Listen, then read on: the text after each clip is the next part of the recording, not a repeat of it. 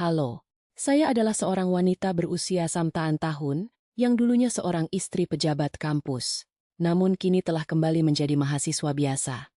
Sejujurnya, saya adalah tipe orang yang paling membenci hal-hal seperti ini. Saya tidak suka membicarakan urusan rumah tangga orang lain, dan jika ada orang yang mulai bergosip di sebuah perkumpulan, saya biasanya hanya memainkan gelas air lalu pura-pura pamit ke toilet untuk meninggalkan tempat itu. Mungkin ada baiknya jika saya mulai menceritakan terlebih dahulu mengapa saya akhirnya memutuskan untuk membagikan kisah ini. Dulu, saya percaya bahwa jika kita mengenal seseorang dalam waktu yang sangat lama, kita pasti sudah memahami hampir segalanya tentang dia. Jika seseorang selalu duduk bersama di meja makan, kami setiap kali hari raya Idul Fitri selama 3 tahun, ikut berfoto di acara akikah dan syukuran anak kami, serta menemani, dan terjaga selama 3 malam berturut-turut di rumah duka. Saat ibu mertua saya meninggal dunia, saya pikir orang itu sudah layak dianggap sebagai keluarga kandung. Namun, setelah melewati peristiwa besar ini, ada satu pelajaran berharga yang saya dapatkan. Seseorang ternyata bisa menyembunyikan wajah aslinya selama lebih dari 1 tahun. Bahkan dari jarak yang luar biasa dekat. Jika di antara Anda sekalian ada yang terlalu lama mempercayai seseorang, hingga lupa caranya merasa curiga, saya sangat berharap kisah saya ini bisa sedikit memberikan pencerahan. Saya terlahir sebagai anak ketiga dari 4 bersaudara yang semuanya perempuan, di sebuah kota kecil di Jawa Tengah. Pada masa itu, anak perempuan ketiga seolah-olah dianggap tidak ada. Kakak sulung selalu diperhatikan, karena merupakan anak pertama, si bungsu dimanjakan, karena masih kecil. Sedangkan saya yang pendiam dianggap sebagai anak yang tidak perlu diurus secara khusus. Ketika hidangan daging tersaji di meja makan, saya sering tidak kebagian, karena gerakan tangan saya terlalu lambat. Ketika sepatu saya sudah mulai sempit dan kekecilan, saya memilih diam dan tetap memakainya tanpa mengeluh. Begitulah sosok saya waktu itu. Namun prestasi belajar saya terbilang cukup baik. Waktu saya SMA, wali kelas saya pernah memanggil ayah saya ke sekolah dan bersikeras agar saya melanjutkan pendidikan ke jenjang kuliah. Tapi tahukah Anda apa yang dikatakan ayah saya saat itu?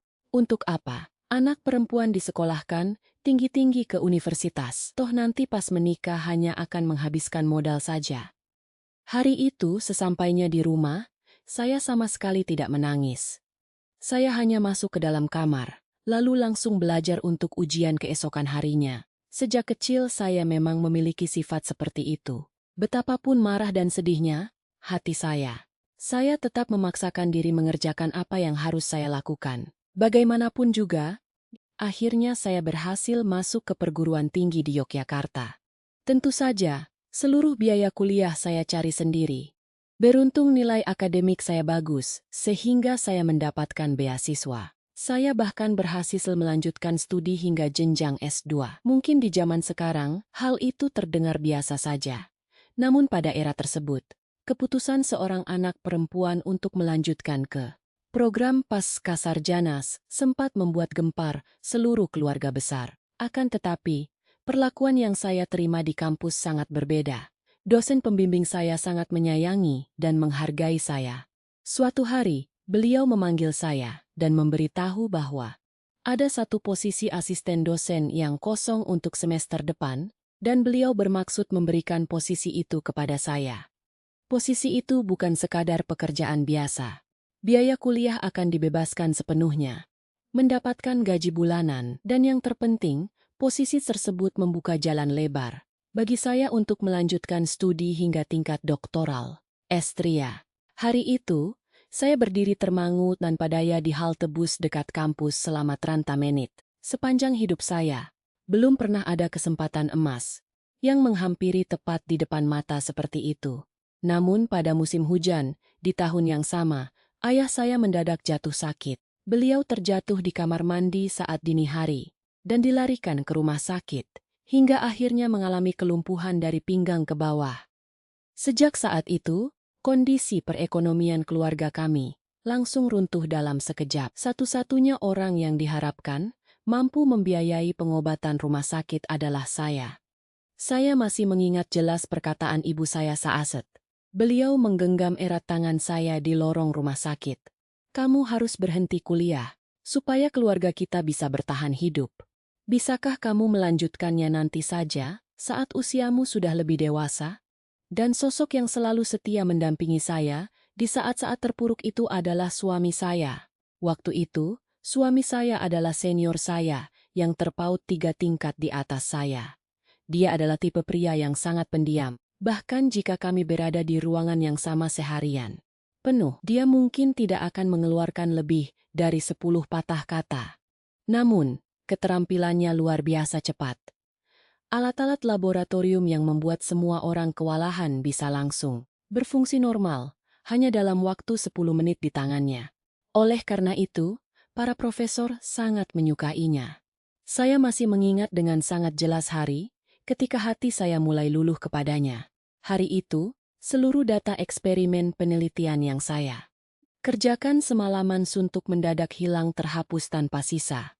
Pada masa itu, sistem komputer belum secanggih sekarang. Jadi jika data hilang, semuanya benar-benar hancur. Saya hanya bisa duduk menatap layar monitor yang kosong melompong sambil menangis tanpa suara. Namun larut malam itu, suami saya tiba-tiba datang kembali ke laboratorium. Tanpa banyak bicara, dia langsung duduk di sebelah saya dan membantu merekonstruksi serta mengumpulkan data itu kembali sampai pukul 4 subuh. Sudah, jangan menangis lagi. Daripada membuang waktu untuk menangis, lebih baik gunakan waktumu untuk menyelesaikan satu hal lagi. Kalau dipikir-pikir sekarang, kata-katanya itu terdengar agak dingin dan tidak romantis. Namun, entah mengapa pada waktu itu, kalimat tersebut terasa sangat menenangkan dan memberi kekuatan besar bagi saya. Beberapa waktu kemudian, tepat di hari saya hendak mengajukan cuti kuliah demi membayar biaya rumah sakit ayah. Kami sedang makan mie kuah bersama di sebuah warung kecil dekat kampus. Tiba-tiba dia berkata kepada saya, "Hiduplah bersamaku saja. Aku mungkin tidak tahu banyak hal lain, tapi aku berjanji tidak akan pernah membiarkanmu kelaparan." Jika diingat kembali, kalimat itu rupanya adalah sebuah lamaran pernikahan. Setelah itu, waktu teranti tahun berlalu begitu cepat. Suami saya berhasil diangkat menjadi guru besar, profesor. Di usia tenasa palo tahun, selama rentang waktu tersebut saya melahirkan dan membesarkan anak kami, merawat mertua yang sakit-sakitan, dan kami berpindah rumah sebanyak 6 kali.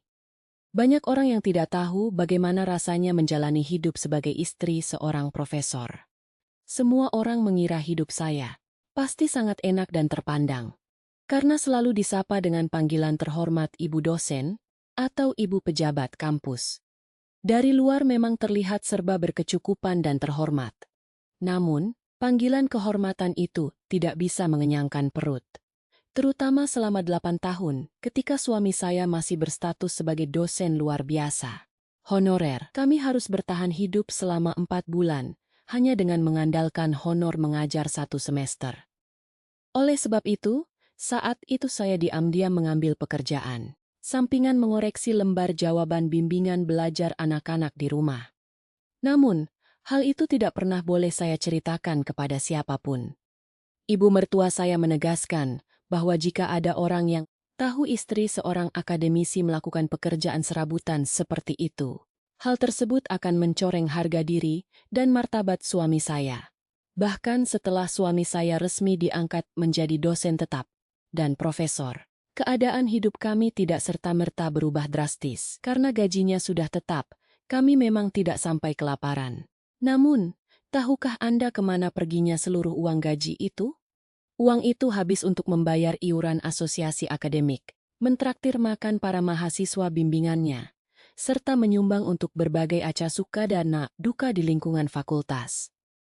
Setiap sekali hari raya, jika para mahasiswa datang membawa bingkisan buah ke rumah, saya harus membalasnya dengan memasak dan mengirimkan berbagai lauk pauk olahan dalam jumlah banyak kepada mereka. Pengeluaran yang keluar dari kantong kami jauh lebih besar daripada apa yang kami terima. Meskipun begitu, saya selalu menganggap semua itu sudah menjadi kewajiban yang wajar. Saya berpikir, demi kesuksesan karier suami, keluarga kami memang harus berkorban. Jadi, kenyataannya adalah, di luar rumah saya, menyandang status sebagai ibu pejabat kampus. Namun di dalam rumah saya, hanyalah seorang wanita yang harus memutar otak demi mengatur anggaran rumah tangga yang serba pas-pasan. Satu-satunya orang yang memahami seluruh penderitaan dan situasi sulit saya itu adalah sahabat saya, Shinta. Shinta memilih untuk tidak pernah menikah. Karena itu, setiap kali perayaan hari besar, saya selalu mengundangnya ke rumah untuk merayakannya bersama. Dia selalu hadir di setiap momen penting keluarga kami. Bahkan saat ibu mertua saya meninggal dunia, dia setia mendampingi selama 3 hari penuh. Melihatnya mengenakan pakaian duka serba hitam sambil sibuk mengangkat mangkuk SOP untuk para pelayat. Para tamu yang datang sampai mengira bahwa dia adalah adik kandung perempuan suami saya. Panggilan keluarga yang saya sematkan kepadanya bukanlah sekadar basa-basi kosong. Hingga suatu hari, saat kami sedang menikmati makan malam, suami saya tiba-tiba berkata, di Lembaga Penelitian dan Pengabdian Masyarakat, LPPM, kampus ada satu posisi staf yang sedang kosong. Coba suruh Shinta melamar ke sana. Saya langsung meletakkan sendok garpu dan menatap suami saya dengan heran. Sepanjang pernikahan kami, saya belum pernah melihatnya ikut campur atau mengurus urusan orang lain. Tumben sekali. Kamu kan paling anti mengurus hal-hal seperti ini. Yah, bagaimanapun juga dia kan sahabat dekatmu. Wanita yang hidup sendirian tanpa pekerjaan, tetap pasti akan semakin kesulitan saat hari tuanya nanti. Mendengar hal itu, pandangan saya terhadap suami saya berubah hari itu. Saya berpikir, meskipun suamiku orangnya kaku dan dingin di luar, ternyata hatinya sangat tulus dan penuh perhatian. Keesokan harinya, saya menelepon Shinta untuk menyampaikan kabar tersebut dengan suara yang bergetar, karena ikut merasa senang. Namun, pada awalnya Shinta sempat menolaknya. Ah, sudahlah, kemampuan apa yang kupunya saya bisa bekerja di sana? Aku juga merasa tidak enak pada suamimu. Kamu ini bicara apa sih? Kamu itu sudah seperti keluarga kami sendiri, bukan orang lain. Lagi pula suamiku sendiri yang mengusulkannya lebih dulu, bukan karena aku yang memohon-mohon padanya. Benarkah? Kalau begitu, aku akan benar-benar mengirimkan lamarannya. Awas kalau nanti kalian berubah pikiran. Begitulah ceritanya hingga akhirnya Shinta mulai bekerja di divisi kerjasama dan riset kampus tempat suami saya mengajar. Jujur saja, saat itu saya bahkan tidak tahu secara detail apa saja tugas dari divisi tersebut. Saya sama sekali tidak menyadari bahwa seluruh dokumen pertanggungjawaban anggaran dan kwitansi keuangan suami, saya harus melewati meja kerja Shinta setiap harinya. Namun, jika sekarang saya mengingatnya kembali, sebenarnya tanda-tanda kejanggalan itu sudah ada sejak lama. Masalahnya adalah, meskipun kita melihat kejanggalan tersebut, kita cenderung menafsirkannya secara keliru. Manusia memang selalu menafsirkan segala sesuatu ke arah yang ingin mereka percayai. Jika saya boleh menceritakan beberapa contoh kejanggalan itu, Shinta bahkan mengetahui nomor identitas Ruhama, Kimi serta ukuran. Kemeja suami saya jauh lebih tepat daripada saya sendiri. Pernah suatu kali tiap pada hari ulang tahun suami saya, Shinta datang membawakan hadiah sebuah kemeja. Lingkar leher dan panjang lengannya benar-benar pas sempurna di tubuh suami saya. Waktu itu saya hanya tertawa dan berkomentar polos. Wah, hebat sekali kamu. Bagaimana bisa kamu tahu ukuran baju suamiku setepat ini? Karena aku sering melihat banyak dosen dan profesor di kantor. Jadi ukuran mereka rata-rata hampir sama. Aku cuma menebak-nebak saja kok. Kemeja yang katanya hanya ditebak itu tergantung rapi di lemari pakaian suami saya selama 3 tahun, dan menjadi pakaian yang paling sering dikenakan oleh suami saya. Pernah juga terjadi kejadian lain, sekitar 10 tahun yang lalu, tepat pada tahun saat suami saya sedang menjalani proses penilaian kenaikan pangkat guru besar. Suami saya mengabari bahwa ada satu berkas penting yang sangat mendesak. Saya pun langsung bergegas mengantarkannya ke kantor Shinta. Saat itu Shinta sedang berada di ruang rapat, jadi saya duduk menunggunya di meja kerjanya. Saya melihat salah satu laci mejanya terbuka setengah. Di dalam laci itu, tersimpan foto pernikahan saya dan suami. Melihat foto itu, awalnya saya merasa senang dan tersentuh. Karena berpikir dia begitu menghargai persahabatan kami, hingga menyimpan foto pernikahan kami. Namun, saat saya perhatikan lebih dekat, salah satu sisi foto tersebut sengaja dilipat secara vertikal dengan sangat rapi. Bekas lipatan itu tampak sudah sangat lama, hingga warnanya memutih dan usang. Dan bagian foto yang dilipat ke belakang itu adalah bagian yang memperlihatkan wajah saya. Ketika Shinta keluar dari ruang rapat dan melihat saya sedang memandangi foto itu, dia hanya tertawa santai. Aduh, foto itu pasti tertekan dan terlipat waktu ku bawa-bawa di dalam tas dulu. Sampai sekarang aku masih sering membawanya kemana-mana loh. Lalu, peristiwa itu terjadi pada musim semi tahun lalu. Saat itu sedang diadakan acara arisan reuni teman-teman sekampung halaman kami. Dari yang awalnya berjumlah sekitar 1000 orang, kini yang hadir hanya tersisa 6 atau 7 orang saja. Di usia kami yang sudah menginjak kepala 6, topik obrolan saat berkumpul biasanya tidak jauh-jauh dari keluhan penyakit, kabar anak-anak, dan tabungan hari tua sebelum akhirnya kami bubar. Hari itu, suasana pertemuan terasa sangat hangat dan menyenangkan. Ketika saya menceritakan bahwa masa pensiun suami saya tinggal 3 tahun lagi, teman-teman yang lain tampak sangat kagum dan iri. Mereka berkata bahwa menjadi istri seorang profesor yang terhormat akan selalu dihargai dan hidup nyaman bahkan di usia senja. Meskipun saya mengibaskan tangan tanda merendah, sejujurnya di dalam lubuk hati, saya merasa sedikit bangga. Sebab di dalam hidup saya yang penuh pengorbanan ini, hanya hal itulah satu-satunya kebanggaan yang saya miliki. Namun, ketika acara makan selesai, dan kami bersiap untuk pulang, tiba-tiba Shinta mencengkeram lengan saya dengan erat. Dia menarik saya menuju lorong temaram di dekat toilet restoran. Wajah Shinta tampak pucat pasi. Dia membasahi bibirnya yang kering berkali-kali sebelum akhirnya berbisik dengan nada berat. Ratna, aku benar-benar sudah memikirkannya ratusan kali. Apakah aku harus mengatakan ini kepadamu atau tidak? Melihat ekspresinya, saya langsung mengira dia sedang mengidap penyakit kronis yang parah. Dengan cemas saya membalas genggaman tangannya. Ada apa? Apa yang terjadi? Kamu sakit? Bukan. Ini bukan tentang aku, tapi tentang suamimu. Seketika itu juga, telapak tangan saya mulai terasa sedingin es. Shinta tampak kesulitan berbicara dan beberapa kali menghentikan ucapannya. Seolah-olah hal itu sangat menyakitkan baginya. Hingga akhirnya dia berbisik. Dia mengaku telah melihat suami saya berduaan dengan seorang mahasiswi bimbingan risetnya. Bukan hanya sekali atau 2 kali, dan lokasinya sama sekali bukan di lingkungan kampus, melainkan di sebuah gang kawasan Hotel Melati. Shinta berkata bahwa hari itu dia kebetulan sedang melintas di kawasan tersebut untuk suatu keperluan, dan dia melihat sendiri dengan mata kepalanya saat mereka berdua berjalan keluar dari sana. Mendengar penuturannya, saya tidak mampu mengeluarkan sepatah kata pun.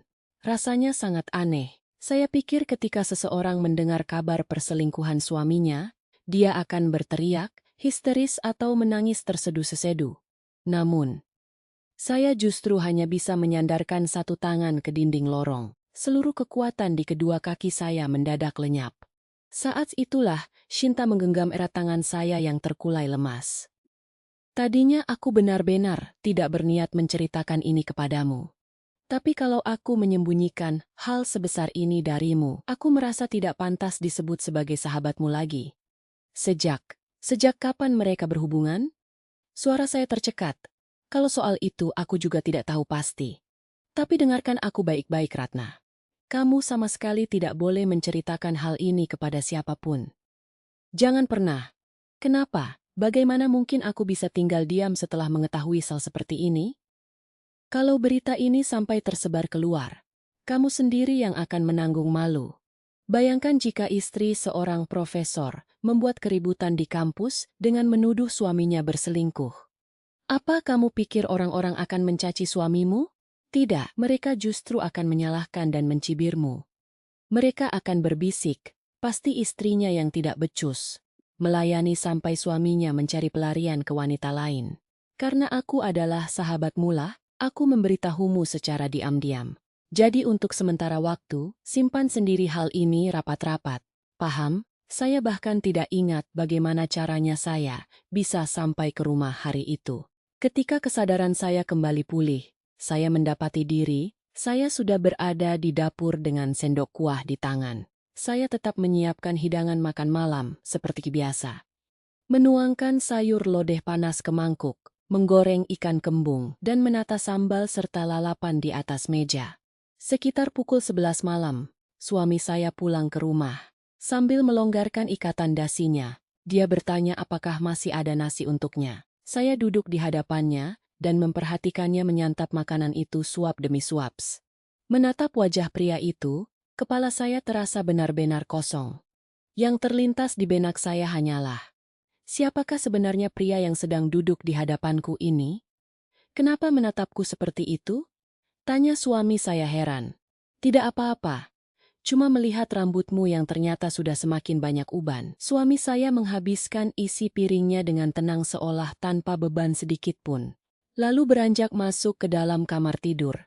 Malam itu pun saya sama sekali tidak meneteskan air mata. Mungkin terdengar ganjil bagi Anda, tapi itulah kenyataannya. Seperti yang saya katakan di awal, saya adalah tipe orang yang justru akan berubah menjadi sangat hening dan tenang ketika sedang dilanda amarah yang luar biasa. Bahkan hingga usia saya menginjak 2 tahun, kepribadian itu tidak pernah berubah. Tahukah Anda, apa yang saya hitung di dalam kepala saya sepanjang malam itu? Jika aku harus angkat kaki dari rumah ini sekarang, apa yang bisa kubawa pergi? Hanya pertanyaan itu yang berputar-putar di pikiran saya. Rekening bank atas nama suami, sertifikat rumah atas nama suami, tidak ada satupun aset yang terdaftar atas nama saya. Kenyataan itulah yang paling membuat saya dicekam ketakutan. Dibandingkan rasa sakit hati karena dikhianati, kenyataan pahit bahwa saya tidak memiliki tempat bernaung lain selain rumah inilah yang paling mengerikan. Maka dari itu, saya bersumpah dalam hati, aku tidak akan pernah pergi dari rumah ini dengan tangan hampa. Aku akan menunggu dan bertahan sampai aku benar-benar siap mencari nafkah sendiri dan mampu menyewa kamar kecil untuk hidup mandiri. Beberapa hari setelah saya membulatkan tekad tersebut, Shintak kembali menelepon saya. Ratna, bagaimana rencanamu sekarang? Kamu belum membicarakan hal ini dengan suamimu kan? Belum, tapi saat ini aku belum bisa keluar dari rumah. Aku tidak memiliki pegangan apa-apa. Aku juga sempat memikirkan hal itu. Kalau begitu begini saja, kamu bersikaplah pura-pura tidak tahu apa-apa seperti biasanya. Jangan sampai menunjukkan gelagat mencurigakan sedikit pun. Biar aku yang mengumpulkan semua bukti perselingkuhan mereka secara diam-diam. Waktu itu, saya merasa sangat berterima kasih atas tawarannya.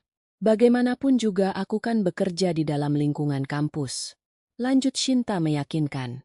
Aku tahu persis jadwal rapat makan malamnya, dan semua surat dinas luar kotanya harus melewati tanganku. Kalau kamu yang bergerak dari luar, kamu tidak akan pernah bisa menangkap basah mereka. Tapi kamu harus berjanji satu hal kepadaku. Jangan pernah cerita ke siapapun, dan simpan rahasia ini sendiri. Kalau sampai ada desas-desus kecil saja yang bocor, suamimu yang licik itu pasti akan langsung menghilangkan semua jejak dan dokumennya. Kalau itu terjadi, aku pun tidak akan bisa menangkapnya lagi. Ingat, aku mempertaruhkan mata pencaharianku demi membantumu. Sejak hari itu, saya tidak menunjukkan reaksi apapun keluar, melainkan mulai mempersiapkan segalanya dari dalam diri saya. Saya berpikir, sementara Shinta membantuku mengumpulkan bukti, aku harus mencari jalan keluar untuk masa depanku sendiri. Maka, saya mulai mempersiapkan 3 hal penting. Pertama, saya mendaftar dan berhasil memperoleh sertifikat pelatihan pengasuh lansia, caregiver. Sebab, atas nama saya pribadi, saya tidak memiliki keahlian formal apapun selain mengurus segala kebutuhan suami selama puluhan tahun. Kedua, saya memisahkan keuangan. Saya membuka rekening bank baru atas nama pribadi. Lalu secara perlahan memindahkan sebagian uang belanja bulanan yang Berhasil saya sisihkan sedikit demi sedikit ke rekening tersebut. Jumlah saldonya memang belum seberapa. Dan yang ketiga, saya menawarkan diri untuk membersihkan ruang kerja pribadi suami saya. Ruangan itu sebenarnya adalah area terlarang yang tidak boleh dimasuki oleh siapapun. Namun suatu hari, saya sengaja batuk-batuk kecil di depannya sambil berkata, "Ruang kerjamu ini debunya sudah terlalu tebal. Setiap kali pintunya terbuka, aku langsung terbatuk-batuk. Aku harus membersihkannya." Barulah setelah itu dia mengizinkan saya membersihkannya sesuka saya. Sejak saat itu, setiap kali ada kesempatan luang, saya masuk ke ruangan tersebut. Tentu saja saya benar-benar menyapu dan membersihkannya. Tetapi tujuan utama saya adalah mencari bukti-bukti perselingkuhan itu. Namun, setelah sekitar 4 bulan berlalu, saya mulai merasakan adanya kejanggalan yang sangat aneh. Betapapun kerasnya saya mencari, tidak ada satupun barang bukti yang mencurigakan, dan suami saya sama sekali tidak menunjukkan gelagat menyembunyikan sesuatu. Bukankah seorang pria yang berselingkuh secara alami pasti akan menyembunyikan setidaknya satu atau dua hal? Akan tetapi, pria ini justru menyebutkan nama mahasiswi tersebut secara terang-terangan di meja makan rumah kami tanpa rasa canggung sedikit pun. Suatu malam saat makan malam, dia tiba-tiba bercerita. Ada seorang mahasiswi bernama Jiwo di lab. Anaknya sebenarnya pintar, tapi mentalnya sepertinya agak rapuh. Tadi siang dia sampai duduk menangis sendirian di laboratorium. Sementara itu, hampir setiap hari Shinta selalu menelepon saya dengan nada penuh penyesalan. "Ratna, aku merasa sangat bersalah kepadamu. Dulu aku sesumbar bisa mengumpulkan bukti dengan mudah, tapi ternyata ini jauh lebih sulit dari dugaanku. Suamimu itu orangnya luar biasa teliti dan licik. Dia sama sekali tidak meninggalkan jejak apapun di atas kertas berkas. Lalu bagaimana? Di ruang kerjanya pun aku tidak menemukan apa-apa. Ya mau bagaimana lagi? Berarti aku yang harus turun tangan langsung mengintainya. Belakangan ini sepulang kantor, aku bahkan membuntutinya beberapa kali. Di usiaku yang sudah setua ini, aku sampai berpikir apa yang sebenarnya sedang kulakukan. Tapi demi kamu, aku rela melakukannya." Mendengar penuturannya, tenggorokan saya terasa tercekat menahan haru, dan Shinta selalu menunjukkan amarah yang jauh lebih meledak-ledak dibandingkan saya sendiri. Belakangan ini, aku bahkan sering terbangun di tengah malam karena saking emosinya. Pria brengsek itu tinggal 3 tahun lagi menuju masa pensiunnya. Nanti dia akan keluar kampus dengan membawa karangan bunga penghormatan, piagam penghargaan, lalu menikmati uang pensiunan untuk jalan-jalan keliling dunia. Sementara kamu seumur hidup hanya terkurung di dapur rumah itu. Apa itu adil? Kamu selalu berpikir bahwa bersabar adalah jalan terbaik, kan?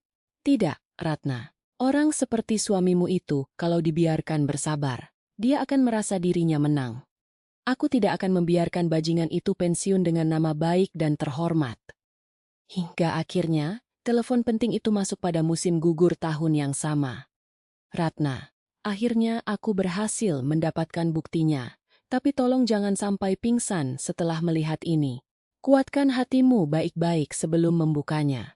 Setelah percakapan singkat itu, 3 lembar foto terkirim ke ponsel saya. Foto-foto itu memperlihatkan suasana larut malam di sebuah gang sempit dengan pelang lampu neon Hotel Melati yang menyala temaram di latar belakang.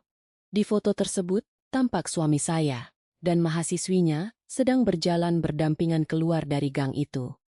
Entah sudah berapa ratus kali saya memandangi foto-foto tersebut.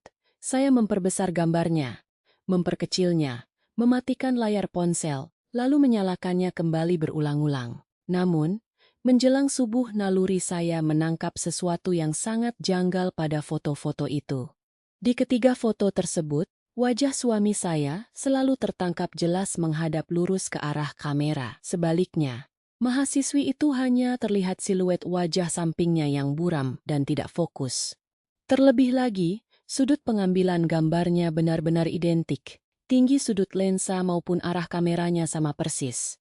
Seolah-olah sang fotografer berdiri mematung di satu titik lokasi yang persis sama dengan postur tubuh yang tidak berubah sama sekali. Padahal, Ketiga foto tersebut diambil pada tanggal dan hari yang berbeda. Akhirnya, saya memutuskan untuk menemui mahasiswi itu secara langsung. Mendapatkan nomor teleponnya bukanlah perkara sulit karena di ruang kerja suami saya tertempel daftar kontak darurat seluruh mahasiswa laboratorium risetnya. Namun, butuh waktu 3 hari bagi saya untuk mengumpulkan keberanian menekan tombol panggil. Halo, ini istri Profesor Hendrawan. Bisakah kita bertemu sebentar di dekat kampus? Untuk beberapa saat, tidak ada suara apapun dari seberang telepon. Yang terdengar hanyalah hembusan napas yang tertahan dan berat. Barulah setelah jeda yang cukup lama, terdengar jawaban lirih. Baik, Bu. Di mana saya harus menemui Ibu? Pagi itu, saya mengganti pakaian saya sampai 3 kali. Betapapun logika saya mengatakan bahwa sudut foto itu mencurigakan. Bukan berarti gadis itu sepenuhnya bersih dan tidak bersalah. Sejujurnya, saya bahkan sempat berniat untuk menjambak rambutnya saat kami bertemu nanti. Meskipun saya tahu betapa konyolnya tindakan itu di usia saya sekarang. Telapak tangan saya terasa gatal karena amarah yang membuncah. Saya duduk di sudut kafe sambil memegang dan meletakkan cangkir kopi berulang kali dengan gelisah. Hingga akhirnya, pintu kafe berdenting, terbuka dan gadis itu melangkah masuk. Pemandangan di depan mata seketika membuat saya terpaku kaget. Tubuhnya luar biasa kurus kering, wajahnya pucat kekuningan, bibirnya pecah-pecah dan berdarah, sementara kuku-kuku jarinya tampak rusak, habis digigiti karena stres berkepanjangan. Gadis yang katanya berusia 5 tahun itu sekilas tampak rapuh dan lelah seperti wanita berusia hampir tara di tahun. Gadis itu duduk perlahan di kursi hadapan saya. Saya baru saja membuka mulut untuk melancarkan rentetan kalimat amarah yang sudah saya susun rapi di kepala. Namun, belum sempat saya bersuara, gadis itu justru bersujud dan berkata mendahului saya. Ibu, tolong selamatkan saya. Saya sempat tertegun tidak mengerti. Apa katamu? Tolong selamatkan nyawa saya, Bu. Saya benar-benar merasa ingin mati rasanya. Kedua tangan gadis itu bergetar begitu hebat hingga dia bahkan tidak sanggup mengangkat cangkir air minum di mejanya. Melihat pemandangan itu, amarah saya justru semakin tersulut, karena mengira dia sedang bersandiwara untuk mencari simpati. Nada suara saya seketika meninggi. Kamu tahu kan untuk urusan apa saya datang menemuimu hari ini? Setelah apa yang kamu lakukan dengan suamiku, berani-beraninya kamu mengucapkan kata-kata itu di depanku? Ibu, sumpah demi Tuhan, hubungan saya dengan Profesor Hendrawan sama sekali bukan seperti yang ibu pikirkan. Ini sungguhan. Bu, gadis itu menatap lurus ke dalam mata saya, dengan bola mata yang memerah penuh urat darah. Lalu bagaimana kamu menjelaskan foto-foto ini? Saya mengeluarkan ponsel saya dan menghempaskannya ke atas meja tepat di hadapannya. Melihat gambar di layar tersebut, wajahnya langsung memucat pasi seperti mayat. Gadis itu terdiam membeku untuk waktu yang sangat lama. Setelah meminum 2 gelas air putih berturut-turut, barulah dia sanggup membuka suaranya yang gemetar. Saya tahu hari ketika foto itu diambil. Tapi percayalah, Bu, saya bukan wanita murahan yang hidup tanpa rasa malu seperti itu. Dia menghentikan ucapannya sejenak, sikapnya yang tampak begitu yakin, dan tanpa rasa bersalah, sempat membuat saya terperangah bingung. Sehingga, saya hanya bisa terdiam meneguk air minum. Gadis itu melanjutkan kembali dengan napas yang memburu. Sebenarnya setengah tahun yang lalu saya sempat mengajukan surat keberatan resmi ke pihak rektorat kampus terkait masalah transparansi honor riset dan beberapa pemotongan dana lainnya. Sejujurnya, semua mahasiswa tahu adanya ketidakberesan itu. Tapi mereka semua memilih tutup mata karena takut. Namun belakangan saya baru tahu bahwa surat laporan saya itu tidak pernah diproses. Tapi ibu harus tahu, sebelum saya memasukkan surat keberatan itu, ada seorang staf kampus yang mendengarkan keluh kesah Sasya dan menawarkan bantuan. Beliau memperlakukan masalah saya seperti masalahnya sendiri dan membantu memeriksa seluruh draft dokumen saya. Kalau bukan karena kebaikan beliau, saya tidak akan pernah sanggup menyusun berkas laporan itu sendirian. Mendengar penuturannya, Hawa dingin tiba-tiba mulai merayap naik di sepanjang tulang punggung saya. Waktu itu laporan saya gagal. Saya hanya mengira diri. Saya sedang tidak beruntung. Saya justru merasa sangat berutang budi dan tidak enak hati kepada beliau karena sudah menyita begitu banyak waktunya tanpa hasil. Sejak saat itulah saya menjadi sangat dekat dengan beliau. Sampai-sampai saya tidak pernah sanggup menolak apapun yang beliau minta. Apa saja? Apa saja yang diminta orang itu darimu? Tanya saya dengan bibir bergetar. Awalnya hanya hal-hal sepele. Bu, beliau menyuruh saya untuk menemui profesor dan meminta ditraktir makan. Beliau bilang, wajar jika seorang mahasiswa bimbingan meminta traktiran makan kepada dosen pembimbingnya. Dan saya mengira beliau hanya sedang bersikap perhatian kepada saya. Lalu kamu benar-benar pergi makan bersamanya. Gadis itu menangkupkan kedua tangannya ke gelas air.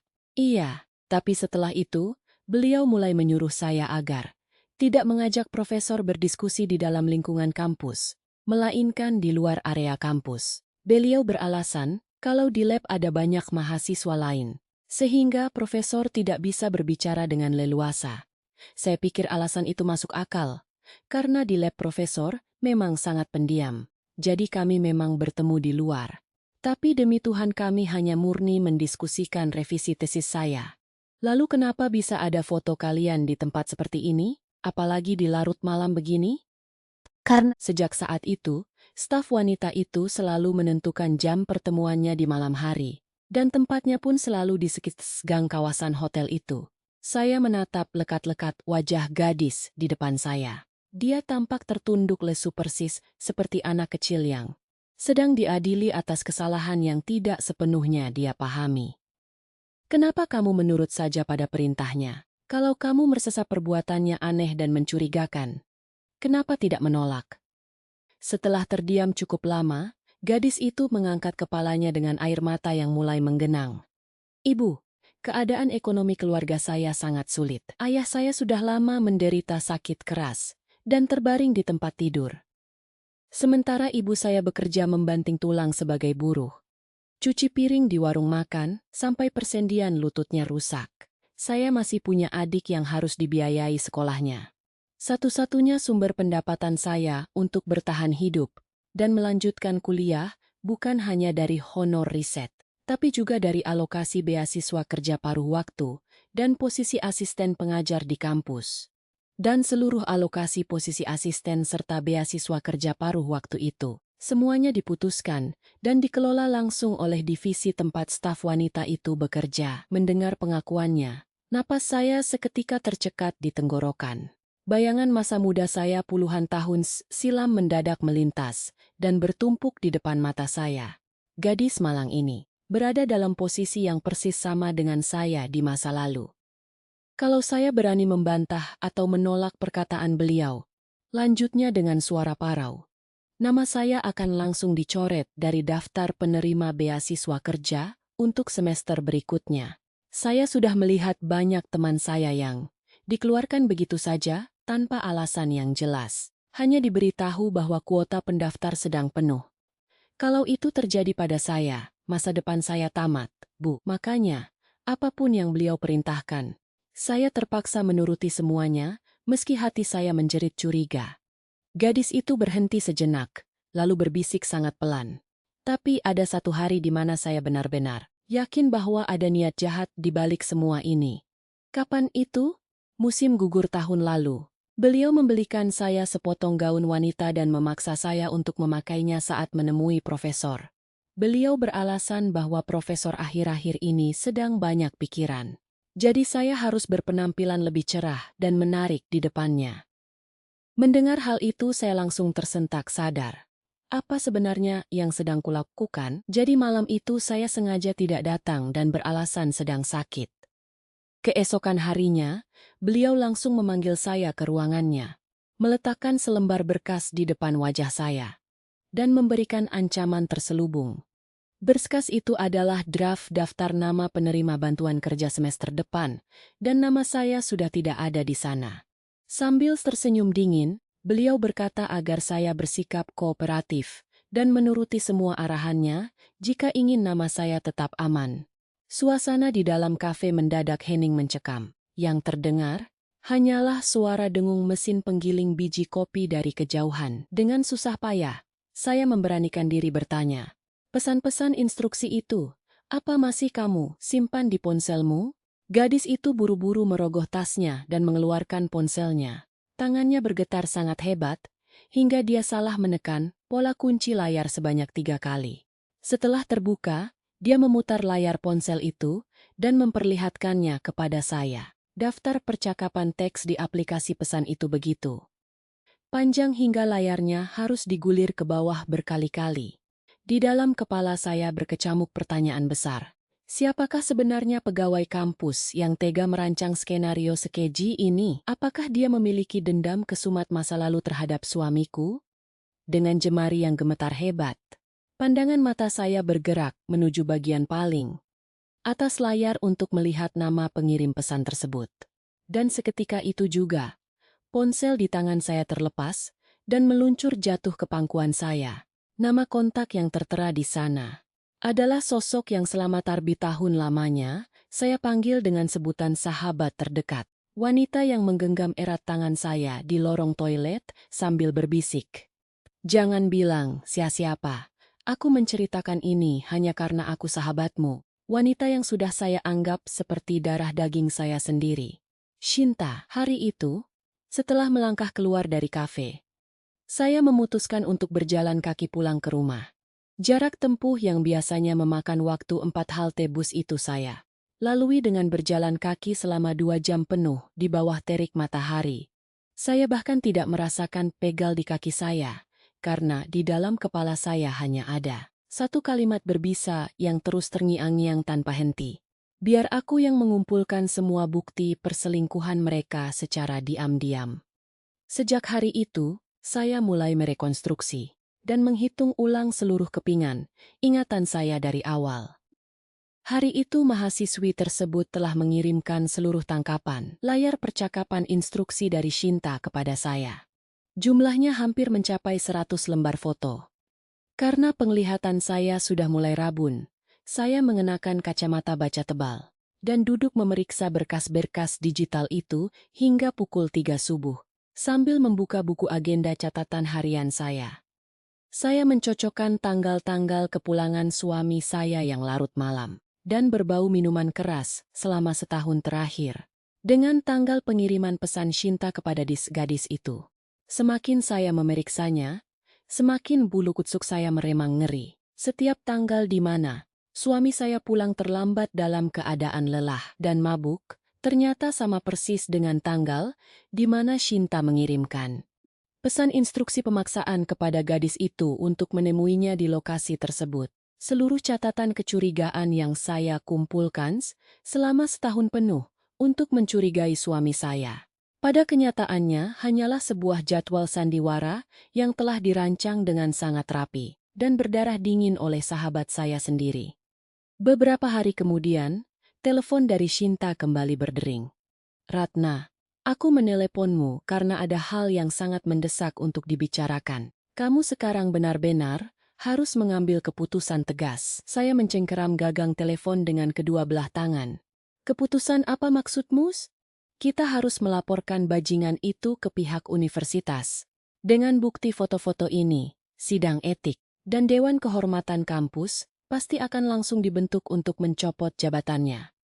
Aku tahu seluruh prosedur birokrasinya. Aku bahkan tahu bagaimana cara menyelipkan berkas ini langsung ke meja rektor. Tapi laporan ini harus keluar langsung dari tanganmu sendiri. Kalau kamu yang maju, dampaknya akan jauh lebih dahsyat.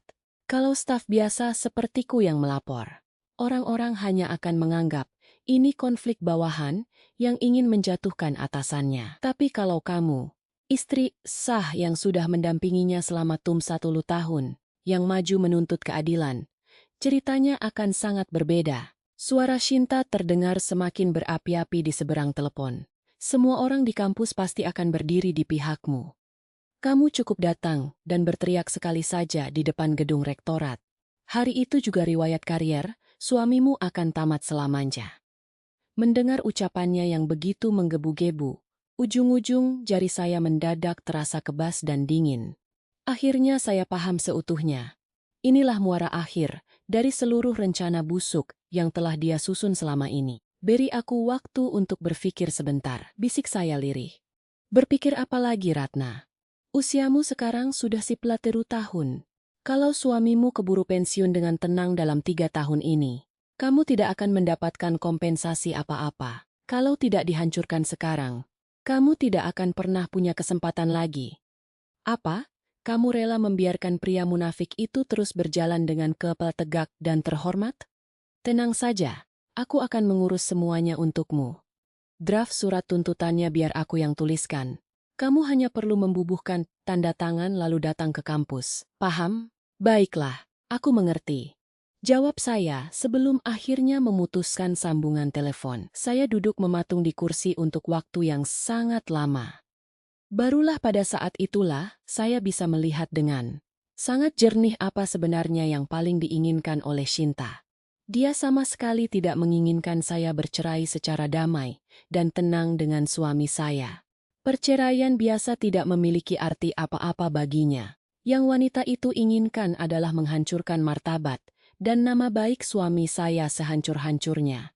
Membuat kabar burung bahwa Profesor terhormat, Meniduri, mahasiswi bimbingannya meledak dan mencemari seluruh penjuru universitas.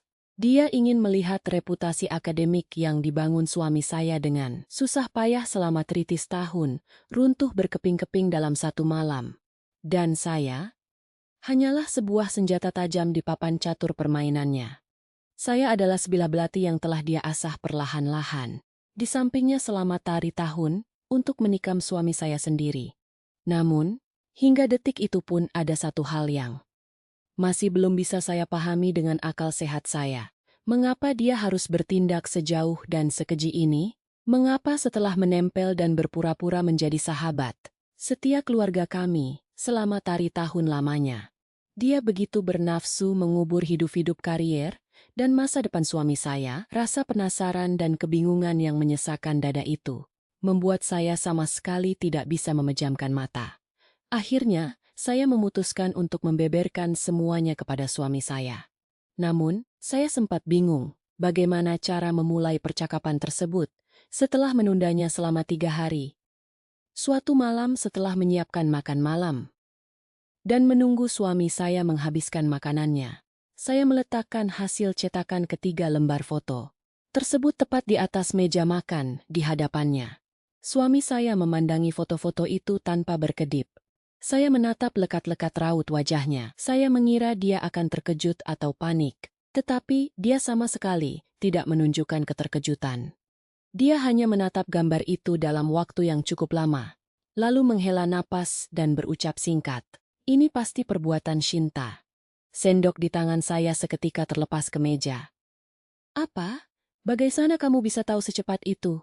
Untuk mengambil foto dengan sudut seperti ini, orangnya harus berdiri tepat di samping tiang apotek seberang jalan. Malam itu, aku melihat Shinta berdiri di sana. Mendengar pengakuannya, saya menatap pria di depan. Saya dengan rasa tidak percaya yang luar biasa. Suami saya meneguk segelas air putih, lalu melanjutkan perkataannya dengan nada yang sangat tenang dan datar. Aku sudah tahu sejak zaman kita masih muda dulu, kalau dia menyukaiku. Mendengar kalimat itu meluncur dari mulutnya, saya hampir saja membalikkan meja makan di depan kami. Apa kamu bilang? Kamu sudah tahu perasaannya sejak dulu tapi selama puluhan tahun ini kamu tidak pernah mengatakan sepatah kata pun kepadaku dan membiarkannya keluar masuk rumah kita sesuka hatinya. Bahkan setelah tahu perasaannya, kamu masih tega memasukkannya bekerja di kantormu. Buka mulutmu dan jelaskan padaku. Kenapa kamu melakukan hal gila ini? Mendengar cerkaan amarah saya yang meluap-luap, suami saya terdiam cukup lama. Sebelum akhirnya menjawab dengan suara tertahan. Semua itu kulakukan demi memikirkan dirimu. Demi aku, apa kamu sudah lupa bagaimana kondisimu waktu almarhum ayahmu meninggal dunia dulu? Suara suami saya mulai bergetar. Semua keluarga besarmu menyalahkanmu, mereka mengungkit-ungkit bahwa kamu menghabiskan harta keluarga demi membiayai kuliahmu sendiri. Ibumu bahkan hampir tidak pernah meneleponmu lagi. Dan kamu sendiri menolak pulang ke kampung halamanmu setiap kali hari raya selama bertahun-tahun. Saya terbungkam 1000 bahasa. Apa yang dikatakannya adalah kenyataan pahit yang memang benar terjadi. Dulu, demi membiayai pengobatan ayah, saya rela mengorbankan impian studi saya. Namun ironisnya setelah ayah meninggal, saya justru menjadi orang yang paling diasingkan di keluarga besar saya sendiri. Kakak perempuan saya selalu menyindir masa lalu setiap kali melihat saya, dan ibu saya tidak pernah sekalipun membela saya di hadapan kerabat lain. Rasa sakit hati dan luka batin itulah yang membuat saya memutus kontak, dan tidak pernah mau pulang ke rumah orang tua saya selama bertahun-tahun. Pada masa-masa terpuruk itu, lanjut suami saya dengan mata berkaca-kaca. Satu-satunya orang yang ada di sampingmu hanyalah Shinta. Waktu itu aku harus hidup dan menginap di kampus demi mengejar gelar. Anak kita masih balita. Waktu anak kita demam tinggi hingga tataran derajat dan harus dilarikan ke IGD tengah malam. Orang yang mengantarmu ke rumah sakit bukan aku, melainkan Shinta. Karena malam itu, aku sedang berada di luar kota untuk konferensi ilmiah. Melihat pengorbanan wanita itu untukmu, bagaimana mungkin aku tega melarangnya datang ke rumah kita? Bagaimana mungkin aku sanggup berkata kasar? Hei, menjauhlah dari rumah kami. Karena sepertinya kamu menaruh hati padaku. Bagaimana aku bisa mengucapkan kata-kata sekejam itu kepada satu-satunya orang yang menemanimu di saat kamu tidak punya siapa-siapa lagi di dunia ini? Saya menatap nanar wajah suami saya. Meskipun begitu, kamu tetap harus mengatakannya. Kenapa kamu malah menyembunyikannya dariku? Kalau aku mengusirnya, siapa lagi yang akan menemanimu saat itu? Nada bicara suami saya meninggi penuh kepedihan. Keluarga kandungmu sendiri sudah mencampakkanmu, lalu siapa lagi yang kamu punya di sampingmu? Kalau sampai sahabatmu satu-satunya itu juga pergi, kamu benar-benar akan hidup sebatang kara tanpa sandaran emosional. Setidaknya dengan aku menutup mulut dan menjaga jarak profesional dengannya, kamu masih memiliki seseorang untuk bersandar. Itu sebabnya aku merekomendasikan posisi pekerjaan itu untuknya di kampus. Tambahnya dengan nada menyesal. Aku berpikir, di usianya yang semakin menua tanpa suami dan keluarga, bagaimana nasibnya jika dia tidak punya pekerjaan tetap? Aku berharap, jika dia memiliki penghidupan yang layak, dia tidak akan terlalu bergantung secara berlebihan pada kehidupan rumah tangga kita. Saya terdiam membeku di hadapan suami saya untuk waktu yang sangat lama. Lalu dengan suara yang bergetar menahan tangis dan amarah, saya berkata, "Kamu pikir perbuatanmu itu terdengar seperti tindakan seorang pahlawan yang bijak? Kamu mungkin merasa telah melakukan pengorbanan besar demi melindungiku. Tapi kenyataannya, kamu sama sekali tidak pernah mau melihat racun. Apa yang sedang dia suntikkan ke dalam hidupku secara perlahan. Kamu hanya memilih untuk menutup mata dan telinga rapat-rapat. Karena itu adalah pilihan yang paling mudah dan nyaman bagimu. Untuk pertama kalinya sepanjang pernikahan kami, suami saya tidak sanggup membalas tatapan mata saya. Dia hanya tertunduk lesu sambil meremas gelas air di tangannya. Maafkan aku, bisiknya parau. Kamu hanya melemparkan seorang wanita berbahaya ke sisiku untuk menggantikan peranmu yang selalu absen. Lalu kamu mencuci tangan dan merasa tugasmu sebagai suami sudah selesai. Sekarang aku baru benar-benar paham. Kamu sebenarnya bukan pria jahat, tapi kamu adalah tipe pria pengecut yang tidak akan pernah mau mengucapkan kata-kata yang bisa membuat posisimu merasa tidak nyaman atau canggung. Dan kamu selalu mencari pembenaran yang terdengar mulia untuk menutupi sikap diamu yang egois itu. Butuh waktu sampai usiaku melewati sapisa tahun untuk menyadari betapa mengerikannya kepribadianmu yang satu itu. Namun, saat itu ada satu kejanggalan lain yang mengusik pikiran saya. Jika suami saya langsung tahu bahwa foto-foto itu adalah ulah rekayasa Shinta sejak awal, itu artinya dia sadar betul bahaya besar apa yang sedang mengintai lehernya saat ini. Namun anehnya, mengapa dia masih bisa bersikap begitu tenang dan menyantap makan malamnya, seolah tidak ada ancaman apapun? Saya mendorong kembali ketiga lembar foto itu ke hadapannya. Lalu sekarang apa rencanamu untuk menyelesaikan masalah ini? Memangnya apa lagi yang bisa kulakukan? Apa kamu pikir foto-foto ini hanya dikirimkan kepadaku saja? Apa kamu pikir permainannya akan berhenti sampai di sini?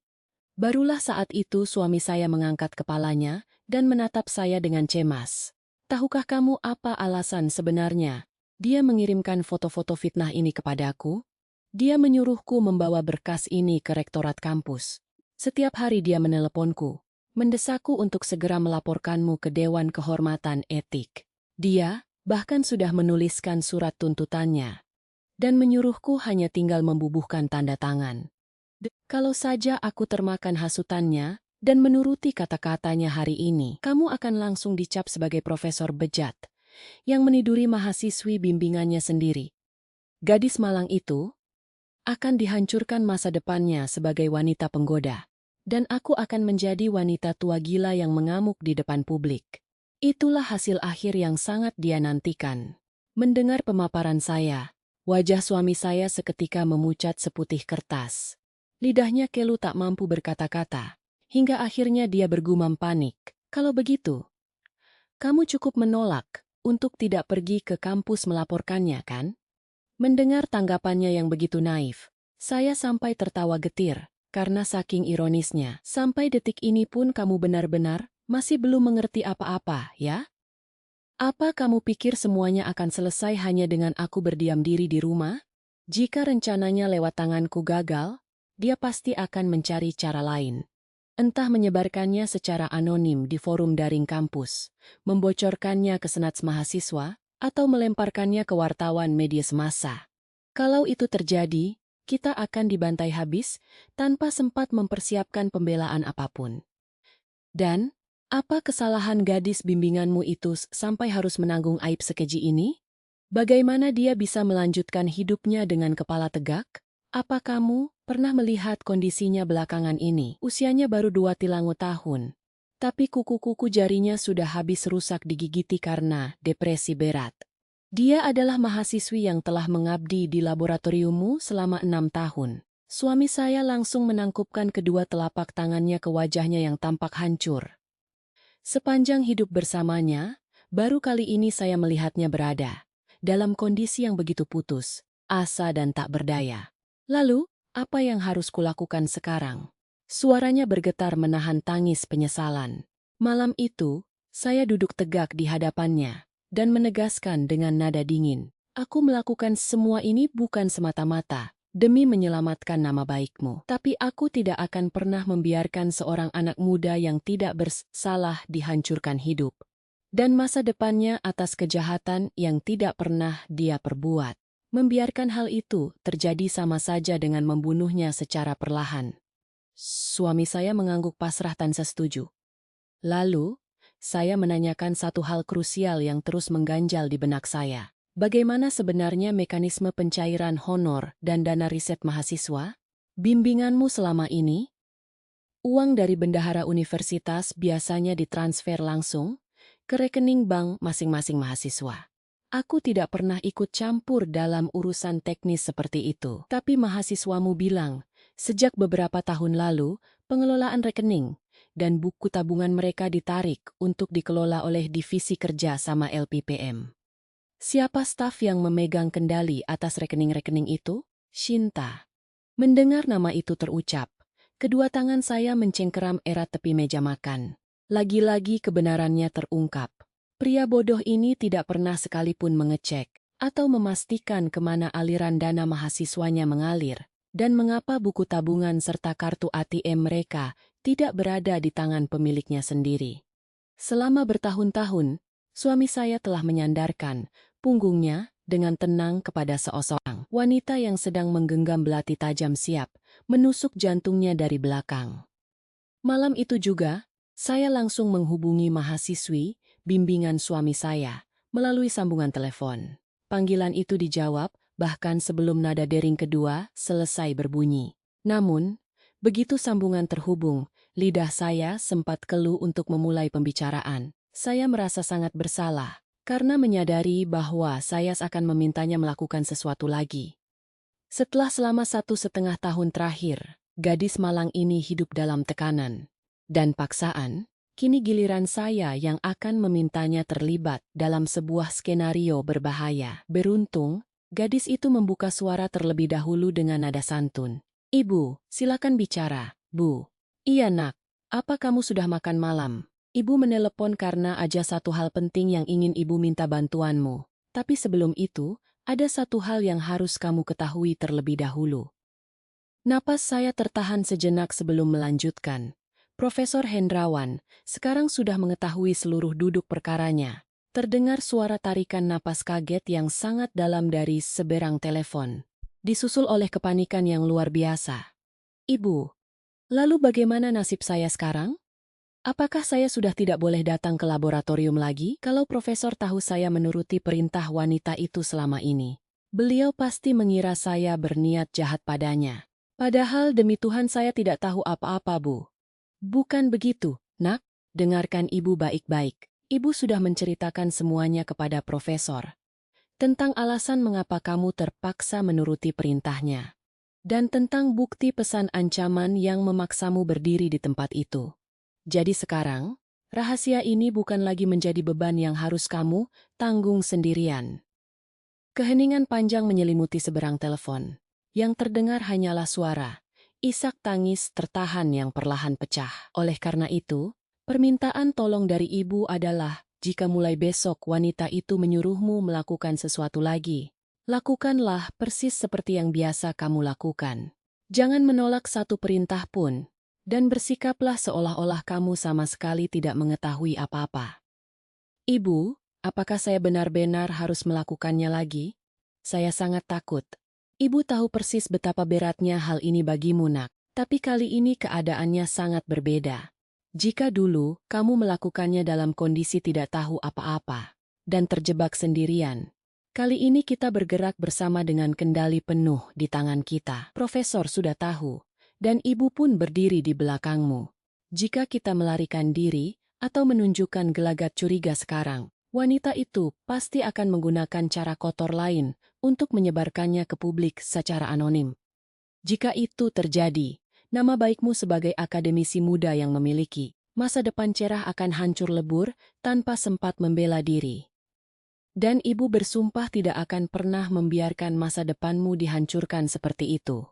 Setelah terdiam cukup lama untuk menenangkan isak tangisnya, gadis itu berbisik pelan.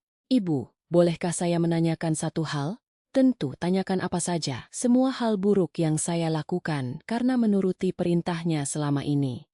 Apakah itu sepenuhnya adalah kesalahan dan dosa saya, Bu?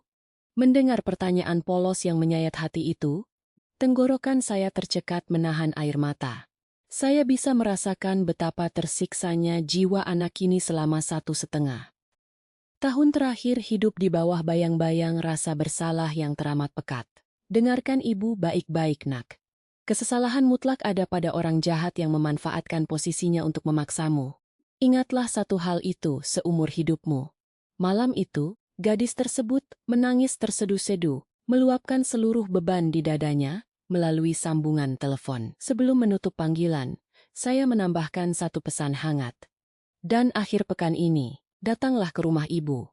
Ibu akan memasakkan makanan yang enak dan bergizi untukmu. Untuk memenangkan pertarungan ini, fisik dan jiwamu harus terisi dengan baik.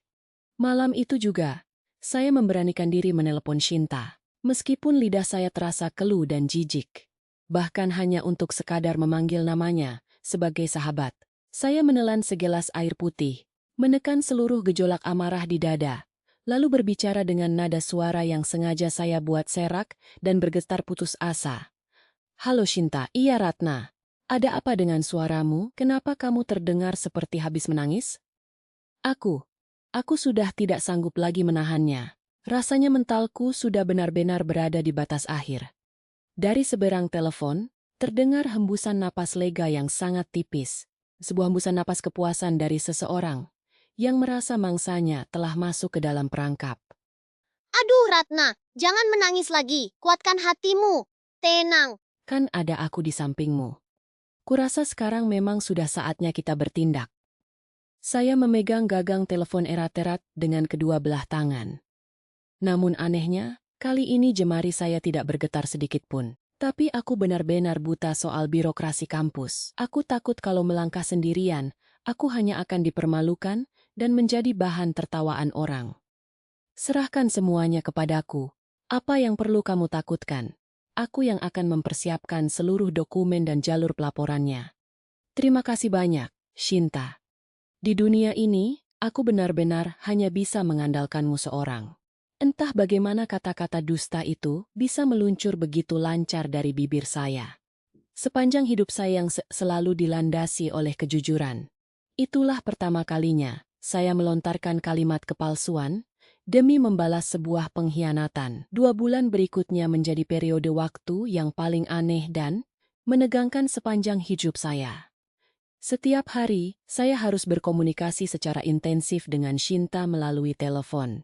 Bahkan terkadang 2 kali dalam sehari.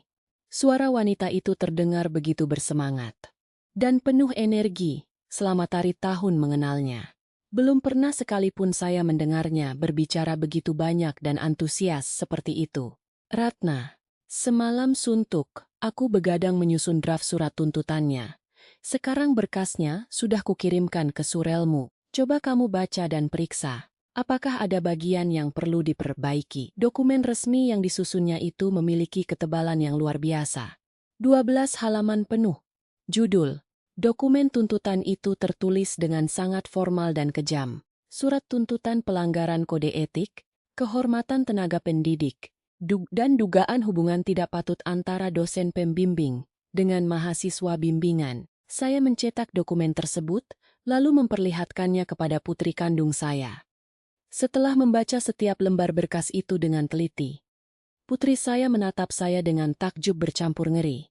Ibu, apakah berkas setebal dan sedetail ini benar-benar ditulis sendiri oleh Tante Shinta?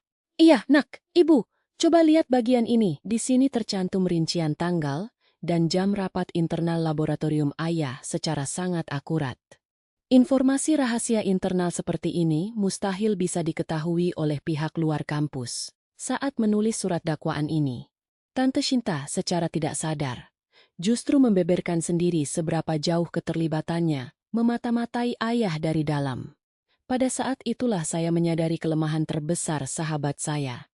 Selama tari tahun, dia menganggap saya hanyalah alat dan senjata belaka. Dan dia lupa bahwa senjata pun memiliki akal dan mata untuk melihat. Bahkan melalui telepon, Shinta terus mendikte dan menyusun skenario dramatis yang harus saya perankan nanti. Ratna, dengarkan arahanku baik-baik. Mengirimkan berkas tuntutan ini secara tertulis saja tidak akan cukup kuat, karena pihak pimpinan fakultas bisa saja berusaha menutup-nutupi kasus ini demi menjaga akreditasi kampus. Lalu aku harus bagaimana? Ada hari di mana seluruh anggota Komite Kehormatan Etik dan Senat Akademik berkumpul untuk sidang tahunan. Pada hari itulah kamu harus datang langsung ke gedung rektorat. Di lorong utasa saat para dekan dan rektor sedang berkumpul, kamu harus menerobos, masuk sambil menangis histeris, dan melemparkan berkas ini ke hadapan mereka. Aku tidak yakin sanggup melakukan drama seperti itu, Shinta. Kamu pasti bisa, Ratna. Kamu hanya perlu meneriakkan 3 kalimat kunci ini, maka riwayat suamimu akan tamat seketika. Saya telah mendampingi Profesor Hendrawan selama lebih dari 30 tahun. Namun suami saya tega, mengkhianati saya, dan meniduri mahasiswa bimbingannya sendiri. Saya terpaksa datang sendiri ke sini, karena tahu pihak kampus pasti akan berusaha menutupi aib ini. Cukup ucapkan 3 kalimat itu di depan para pejabat kampus. Apa kamu rela membiarkan pria bejat yang bersenang-senang dengan mahasiswinya itu terus melenggang dengan kepala tegak sebagai profesor terhormat? Mendengar hasutannya yang begitu beracun, saya bisa merasakan kuku-kuku jari saya menancap begitu dalam ketelapak tangan saya sendiri. Shinta. Tapi gadis itu kan masih sangat muda dan berstatus mahasiswa. Bagaimana kalau masa depannya hancur gara-gara skandal ini? Pancing saya perlahan. Ratna, kenapa di saat seperti ini kamu masih sempat-sempatnya memikirkan nasib pelakor itu? Apa saat dia berselingkuh dan tidur dengan suamimu? Dia pernah memikirkan perasaan dan harga dirimu. Baiklah, aku mengerti, jawab saya dengan tenang. Dan tanpa sepengetahuannya, seluruh percakapan telepon tersebut telah saya rekam secara rahasia dari awal hingga akhir. Seorang konsultan hukum yang saya temui sebelumnya telah memberikan arahan legal bahwa rekaman percakapan suara yang direkam langsung oleh salah satu pihak yang terlibat dalam percakapan tersebut sah secara hukum untuk dijadikan barang bukti pembelaan diri. Selama rentang waktu 2 bulan itu, saya berhasil mengumpulkan sebanyak parbidi patu berkas rekaman suara instruksi dan intimidasi dari Shinta. Namun, masih ada satu kepingan bukti pamungkas yang kurang. Kami belum memiliki bukti otentik yang membuktikan secara tak terbantahkan bahwa Shintalah orang yang berdiri memegang kamera dan memotret pertemuan rekayasa tersebut. Sebab di dalam pesan-pesan teksnya kepada mahasiswi itu, dia hanya memerintahkan lokasi dan jam berdiri tanpa pernah secara eksplisit menuliskan kalimat, "Aku yang sedang memotret kalian." Oleh karena itu, saya memutuskan untuk melemparkan satu umpan pancingan terakhir. Shinta, mengenai foto-foto perselingkuhan yang kamu kirimkan waktu itu. Bukankah foto-foto itu diambil tahun lalu? Bagaimana kalau komite etik menolaknya dan berdalih bahwa itu kejadian lama yang sudah kedaluarsa? Suasana di seberang telepon mendadak hening sejenak. Bukankah kita membutuhkan setidaknya satu foto bukti yang paling baru dan segar, supaya tuntutan kita di depan rektor benar-benar tidak terbantahkan? Wah Ratna, belakangan ini jalan pikiranmu ternyata semakin tajam dan cerdik. Ya, tawa Shinta terdengar renyah di seberang sana.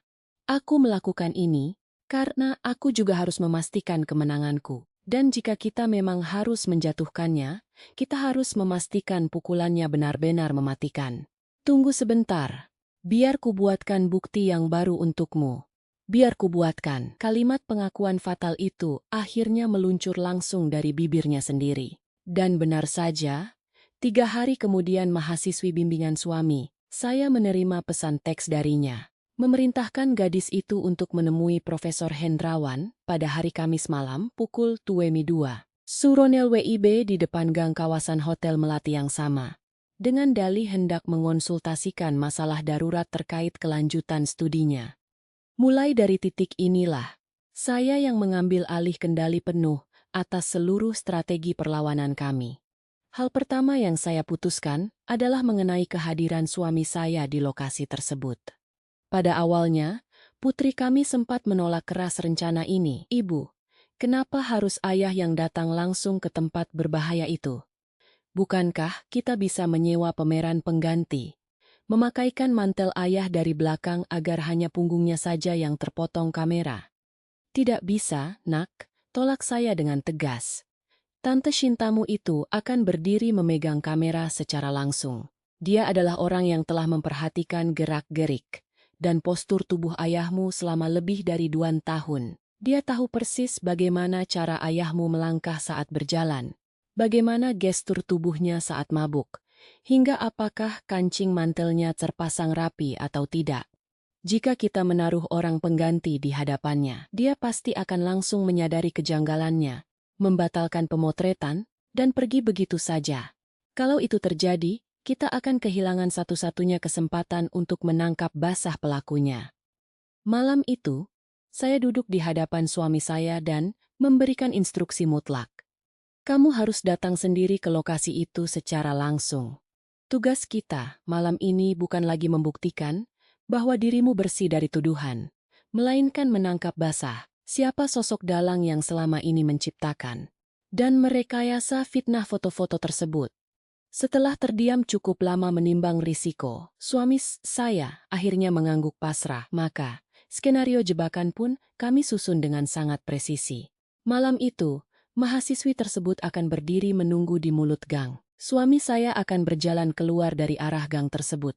Lalu saat berpapasan, suami saya harus sedikit mencondongkan tubuhnya ke arah mahasiswinya dan membiarkan tangannya merangkul lengan gadis itu secara sengaja, tepat di bawah sorotan pelang lampu neon Hotel Melati. Dan mereka berdua harus mempertahankan posisi tersebut selama 30 detik penuh. Mendengar instruksi itu, suami saya menatap saya dengan mata terbelalak panik. Kamu menyuruhku melakukan pose seperti itu di depan kameranya. Kalau foto itu sampai tersebar kemana-mana, karierku benar-benar tamat. Ini terlalu berisiko. Aku tahu ini berbahaya. Potong saya dengan dingin. Tapi pose itulah yang selama ini sangat dinanti-nantikan oleh Shinta. Selama ini foto yang dia dapatkan hanyalah gambar kalian yang sedang berjalan berdampingan secara canggung. Kita harus memberikan umpan yang paling manis, agar dia lengah dan terpaku memotret. Dan tepat pada saat dia sedang asyik memotret itulah, kita akan merekam seluruh wujud dan perbuatannya dari sudut yang tak terduga. Seluruh sandiwara ini hanya butuh waktu 1 menit saja. Siang harinya sebelum aksi dilakukan, putri saya telah mendatangi gang tersebut sebanyak 3 kali untuk melakukan pemetaan lokasi. Putri saya memberitahu saya, "Ibu, untuk bisa mendapatkan sudut pemotretan yang persis seperti foto-foto sebelumnya, hanya ada satu titik lokasi yang memungkinkan seseorang berdiri bersembunyi, yaitu tepat di balik tiang beton, di samping apotek seberang jalan. Oleh karena itu, putri kami mengambil posisi strategis di lantai 2 sebuah kafe yang terletak persis berseberangan dengan apotek tersebut, lengkap dengan kamera berlensa telefoto beresolusi tinggi. Malam penentuan itu pun tiba. Suami saya melangkah pergi menuju lokasi yang telah ditentukan. Sementara itu, saya menunggu di rumah dalam kecemasan yang luar biasa. Saya hanya bisa duduk terpaku di meja makan dapur, sambil menggenggam ponsel dengan mata yang tidak lepas dari layar. Pukul WI, Simtal WIB, sebuah pesan singkat dari putri saya masuk. Target sudah datang dan mengambil posisi.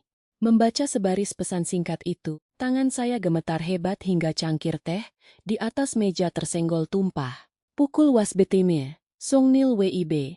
Pintu rumah terbuka dan putri saya melangkah masuk dengan napas memburu. Tanpa sempat melepas sepatunya dengan benar, dia langsung membuka laptopnya di atas meja. "Ibu, saat Tante Shinta muncul tadi, jantungku rasanya hampir copot. Tapi yang paling mengerikan adalah saat ayah dan mahasiswi itu berpose. Tante Shinta bersembunyi di balik tiang sambil memegang ponsel dengan kedua tangannya dan tersenyum menyeringai penuh kemenangan saat memotret mereka. Aku berhasil merekam seluruh aksinya dalam format video berkualitas tinggi tanpa terputus." Putri saya menceritakan bahwa Shinta berdiri memotret di titik itu selama lebih dari 2 menit penuh. Dia bahkan mengubah sudut pemotretannya sebanyak 5 hingga 6 kali dan sempat berjongkok rendah untuk mengambil sudut gambar dari bawah ke atas agar tampak lebih dramatis dan meyakinkan. Seluruh gerak-gerik, ekspresi seringai puas di wajahnya, hingga sorot lampu jalan yang menerangi wajahnya secara frontal, tertangkap Nings dengan sangat tajam dan jelas di dalam rekaman video putri saya. Di akhir rekaman, terlihat Shinta tersenyum puas, seperti seseorang yang baru saja memenangkan lotre besar, lalu menarik topi tudungnya, berjalan menuju jalan raya utama, dan menaiki sebuah taksi untuk pulang. Keesokan paginya, pesan dari Shinta masuk ke ponsel saya disertai lampiran foto-foto terbaru tersebut. Saya bisa membayangkan betapa puasnya dia semalaman suntuk memilih hasil jepretan terbaiknya. "Ratna, apa kamu sudah melihat foto-foto ini?" "Ya Tuhan, bagaimana ini bisa terjadi?" Tanganku sampai gemetar saat mengirimkan ini kepadamu. Tapi bukti kali ini benar-benar sangat kuat dan tak terbantahkan. Pihak kampus tidak akan bisa menutup mata lagi. Kali ini suamimu benar-benar tamat riwayatnya. Saya membalas pesannya dengan singkat. "Terima kasih banyak, Shinta. Terima kasih atas segalanya." Pertemuan resmi dengan pihak investigasi internal kampus akhirnya dijadwalkan pada pekan berikutnya. Shinta berdalih memiliki kenalan orang dalam di Satuan Pengawas Internal, SPI. Rektorat, dan menyarankan agar kami memberikan kesaksian lisan secara tatap muka terlebih dahulu, sebelum berkas dimasukkan secara resmi. Agar dampak tekanannya jauh lebih dahsyat, dia menegaskan bahwa seluruh jalurnya sudah dia atur dengan rapi. Pagi itu, saya mengganti pakaian saya sebanyak 3 kali, persis seperti hari di mana saya hendak menemui mahasiswi itu untuk pertama kalinya. Namun kali ini, Saya merias wajah saya dengan sangat anggun dan tegas. Untuk pertama kalinya dalam taradi tahun terakhir, saya berdandan dengan penuh martabat. Di lorong lantai 3 gedung rektorat universitas, Shinta sudah berdiri menunggu kedatangan saya. Dia bahkan mengenakan setelan blazer formal yang rapi untuk menyambut momen kemenangannya. Ratna, jangan gemetar ya. Bisiknya menyemangati sambil merapikan kerah baju saya. Aku akan setia menunggumu di luar ruangan ini. Kamu hanya perlu berbicara persis, seperti draft yang sudah kupersiapkan kemarin. Paham kan? Pintu ruang rapat terbuka lebar, dan saya melangkah masuk ke dalam dengan dagu terangkat. Di dalam ruangan berpenerangan terang itu, telah duduk 4 orang pejabat universitas. Kepala Satuan Pengawas Internal yang memegang draft, bersekas menatap saya dengan kacamata bertengger di hidungnya. Selamat pagi, Ibu Ratna. Berdasarkan laporan awal yang masuk, agenda pertemuan hari ini adalah penyampaian kesaksian terkait dugaan pelanggaran kode etik berat tenaga pendidik atas nama Profesor Hendrawan. Apakah benar demikian, Bu? Saya membuka tas jinjing saya, mengeluarkan sebuah amplop coklat berukuran tebal, lalu meletakkannya dengan tenang di tengah meja rapat di hadapan mereka. Kemudian, dengan suara yang lantang, tenang, dan berwibawa, saya berucap, "Tidak, Bapak-bapak sekalian, kehadiran saya di ruangan ini, hari ini sama sekali bukan untuk melaporkan suami saya." Seluruh pejabat di ruangan itu sontak membelalakan mata terkejut. Saya hadir di sini hari ini untuk melaporkan secara resmi tindak pidana korupsi, pemerasan, dan kejahatan rekayasa fitnah yang dilakukan secara terstruktur oleh staf Divisi Kerjasama LPPM Universitas ini, yang bernama Shinta Rahmadani, dan seluruh barang bukti otentiknya telah tersusun lengkap di dalam amplop ini. Ketua tim pengawas internal tampak begitu terperangah, hingga buru-buru membetulkan letak kacamatanya. Apa maksud Ibu? Tindak pidana apa yang Ibu maksudkan? Saudari Shinta Rahmadani telah menyalahgunakan wewenang jabatannya dalam alokasi beasiswa, kerja mahasiswa dan verifikasi honor riset. Tutur saya dengan runtut dan tegas. Selama 1,5 tahun terakhir, dia telah mengintimidasi dan memaksa seorang mahasiswi bimbingan untuk hadir di lokasi dan jam tertentu di luar kampus demi menciptakan ilusi perselingkuhan. Seluruh riwayat pesan pemaksaan dan ancamannya tersimpan lengkap di dalam berkas ini. Selain itu, dia telah menguasai dan mengelola secara ilegal buku tabungan serta kartu ATM honor mahasiswa secara sepihak selama lebih dari 10 tahun. Suami saya selama ini mengira bahwa pengelolaan tersebut merupakan prosedur resmi universitas. Pihak rektorat harus segera mengaudit berapa banyak rekening mahasiswa yang telah dia gelapkan, dan kemana saja aliran dana tersebut dilarikan. Dan yang paling fatal, wanita ini telah merekayasa seluruh bukti foto perselingkuhan demi membunuh karakter dan menghancurkan karier seorang guru besar di universitas ini. Di dalam amplop ini juga terdapat tobiru patu rekaman percakapan, suara yang memuat seluruh instruksi jahat dan rencana konspirasinya. Suasana di dalam ruang rapat seketika membeku dalam keheningan yang luar biasa mencekam. Dan puncaknya pada pekan lalu, lanjut saya sambil menatap lurus ke arah jendela. Kami telah merekam secara langsung sebuah video beresolusi tinggi yang memperlihatkan saudari Shinta Rahmadani sedang berdiri bersembunyi di balik tiang apotek untuk memotret adegan rekayasa tersebut. Ketua tim pengawas membuka amplop coklat itu dengan tangan gemetar. Suara lembaran kertas tebal yang dibalik satu persatu terdengar begitu jelas di ruangan yang sunyi senyap itu. Tepat pada saat itulah, terdengar suara kegaduhan dari arah pintu lorong luar yang sengaja dibiarkan sedikit terbuka. Sebab sejak awal saya memang sengaja tidak mengecilkan volume suara saya. Pintu terdorong keras dan Shinta menerobos masuk dengan napas memburu dan mata melotot liar. "Ratna, apa-apaan kamu ini? Apa yang sebenarnya sedang kamu lakukan di dalam sini?" Saya memutar tubuh perlahan dan menatap wanita itu dengan tatapan dingin tanpa emosi. "Kenapa kamu malah menyerangku, hah? Setelah semua bantuan dan pengorbanan yang kuberikan kepadamu selama ini, berani-beraninya Kamu menusukku dari belakang. Salah seorang petugas keamanan rektorat segera berdiri dan berusaha menahan tubuh Shinta. Namun dengan histeris wanita itu menghempaskan tangan petugas tersebut. Lalu menjerit sejadi-jadinya hingga suaranya menggema, memekakan seluruh lorong lantai 3 rektorat. Aku mengorbankan seluruh masa mujaku dan memilih hidup melajang, seumur hidup juga gara-gara kamu. Aku yang mendampingi suamimu di kampus jauh lebih lama daripada kamu. Setiap lembar berkas dan dokumen akademiknya, akulah yang menyentuh dan mengerjakannya siang dan malam. Napasnya tersengal-sengal, diiringi tumpahan dendam yang telah membusuk selama tatri tahun. Status terhormat sebagai istri seorang profesor itu seharusnya sejak awal adalah milikku. Segala kekurangan dan ketidakmampuan yang tidak bisa kamu berikan padanya, akulah yang melengkapinya di kampus ini. Lalu atas hak apa kamu yang menikmati posisi terhormat itu? Itu semua aslinya adalah milikku. Tapi kamu merebut semuanya dariku. Siapa sebenarnya kamu berani memperlakukanku seperti ini?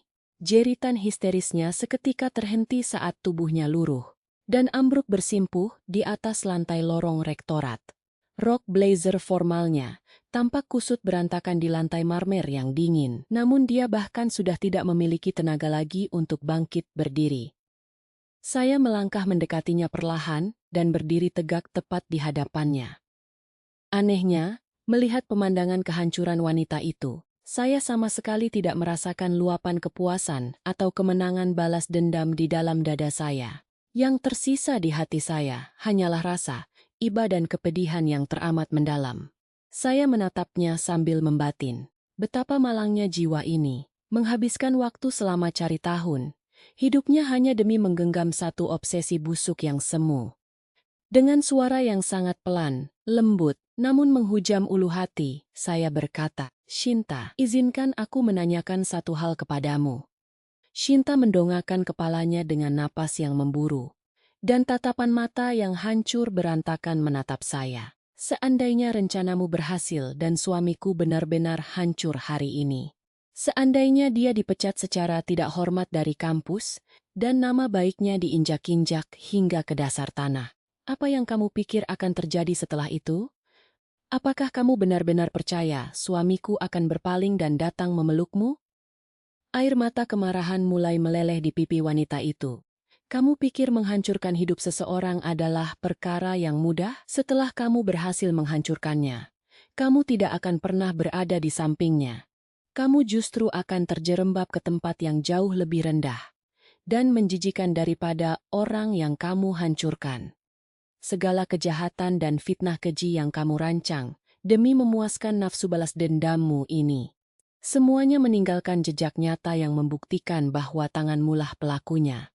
Dan pada akhirnya, orang yang benar-benar hancur binasa di ujung drama ini adalah dirimu sendiri, Shinta. Tatapan mata Shinta seketika kehilangan fokus dan kosong melompong. Selama ini kamu hanya dibutakan oleh rasa iri dan ingin merebut posisiku sebagai nyonya rumah di keluarga kami. Tapi tahukah kamu apa saja harga dan pengorbanan yang harus kubayar untuk berdiri di posisi itu? Setiap hari berkutat di dapur yang panas, membesarkan anak dalam keterbatasan ekonomi, dan melihat uban di kepala suami yang semakin memutih sambil terus mengomelinya untuk menjaga kesehatan. Semua itu sama sekali bukan kehidupan yang mewah atau istimewa. Saya menghela napas panjang menatap wanita yang pernah menjadi bagian terpenting dalam hidup saya itu. Namun ketika pengorbanan-pengorbanan kecil yang membosankan itu terakumulasi selama puluhan tahun, itulah yang akhirnya membentuk arti dari sebuah kehidupan yang utuh. Dan aku baru benar-benar menyadari betapa berharganya kehidupan biasaku itu. Tepat saat kamu berusaha merampasnya dariku, saya berbalik melangkah pergi meninggalkan lorong tersebut. Namun setelah melangkah 2 langkah, saya menghentikan kaki saya sejenak dan menolehkan kepala ke belakang untuk terakhir kalinya. Dan satu hal lagi, Shinta. Pasti sangat melelahkan menghabiskan seumur hidupmu hanya demi mendambakan posisi dan milik orang lain. Mulai sekarang, belajarlah untuk menjalani hidupmu sendiri. Setelah peristiwa pengungkapan di ruang rektorat itu, Proses hukum bergulir dengan kecepatan yang luar biasa. Audit investigasi internal universitas rampung dalam kurun waktu 10 hari. Dan 2 bulan kemudian berkas perkaranya resmi dilimpahkan ke pihak kepolisian dan kejaksaan. Shinta akhirnya resmi ditahan atas dakwaan ganda, tindak pidana pencemaran nama baik, dan rekayasa fitnah secara berencana, serta tindak pidana penggelapan dalam jabatan, atas manipulasi dana operasional, dan honorarium mahasiswa yang telah dia lakukan selama lebih dari 1 dekade. Berdasarkan hasil penyelidikan forensik perbankan, ditemukan sebanyak 11 rekening bank ilegal atas nama mahasiswa yang selama ini dia kuasai, dan tarik dananya secara sepihak, termasuk rekening milik mahasiswi bimbingan suami saya. Namun, bahkan hingga persidangan di pengadilan negeri berlangsung, Shinta tetap bersikukuh menolak mengakui kesalahannya dan berdalih bahwa tindakannya itu hanyalah sebuah kebiasaan administratif kampus yang lumrah dan dilakukan demi membantu pengelolaan dana mahasiswa. Sementara itu, suami saya memutuskan untuk mengajukan permohonan pensiun dini atas kemasuannya sendiri. Meski masa purna tugas resminya masih tersisa 1,5 tahun lagi ketika dia pertama kali menyampaikan keputusan tersebut di ruang keluarga. Saya adalah orang yang paling terkejut mendengarnya. Kamu mau mengundurkan diri dari kampus sekarang. Masa pensiunmu tinggal sebentar lagi. Jika kamu bertahan sedikit lagi, kamu bisa purna tugas dengan segala gelar kehormatan dan uang pesangon penuh. Kenapa harus berhenti sekarang? Suami saya hanya tertunduk dan memainkan cangkir teh di tangannya dengan canggung. Tadi pagi saat bangun tidur, aku mencoba menghitung. Tahukah kamu ada berapa kali kita benar-benar duduk bersama? Menikmati sarapan pagi dengan tenang sejak kita menikah dulu, dia mengangkat kepalanya dan menatap saya dengan tatapan yang dipenuhi penyesalan. Selama ini di kepalauku hanya ada ambisi karier.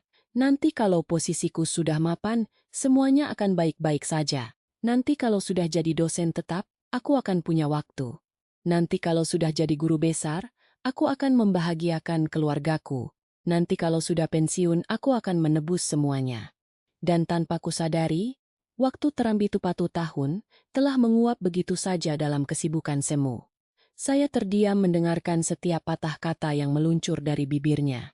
Setelah melihat peristiwa kemarin, aku baru tersadar bahwa semua gelar dan jabatan itu sama sekali tidak ada. Artinya jika rumah tanggaku hancur, bertahan 1,5 tahun lagi di kampus hanya akan menambah sedikit angka di saldo tabungan pensiunku, tapi tidak bisa mengembalikan waktu yang hilang. Mulai sekarang, aku hanya ingin pulang tepat waktu, makan malam bersamamu setiap hari, dan melakukan hal-hal sederhana seperti pasangan lainnya. Mendengar pengakuannya, saya duduk termangu cukup lama. Sejujurnya, perkataannya itu tidak serta-merta membuat hati saya langsung tersentuh atau melupakan semua luka masa lalu. Terbesit rasa kesal dan dongkol di hati. Saya melihatnya baru menyadari hal tersebut setelah terantya patore tahun pernikahan kami berjalan.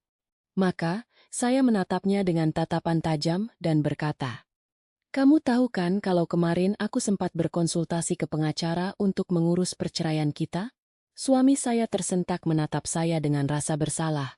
"Iya, putri kita sudah menceritakannya. Dan kemarin, aku sempat melihat draft berkas itu di laci mejamu. Jika kamu memang benar-benar bertekad ingin menebus waktu dan menghabiskan sisa hidupmu bersamaku, mulai besok pagi, kamulah yang bertugas memasak dan menyiapkan sarapan di rumah ini setiap hari." Mata suami saya seketika terbelalak kaget. Aku kan sama sekali tidak bisa memasak. Kalau dipelajari, semua orang pasti bisa. Dulu aku pun tidak bisa memasak apa-apa saat baru menikah denganmu. Tapi aku tetap melakukannya demi kamu. Bersyukurlah karena hukuman ini terhitung sangat murah untuk menebus kesalahanmu. Mendengar ketegasan saya, sebuah senyuman tipis dan lega akhirnya tersungging di sudut bibir suami saya. Dan kini, suami saya benar-benar bangun setiap pukul 11, teruntasnya pagi setiap harinya. Pada awalnya, dia bahkan tidak tahu cara menggoreng telur mata sapi yang benar.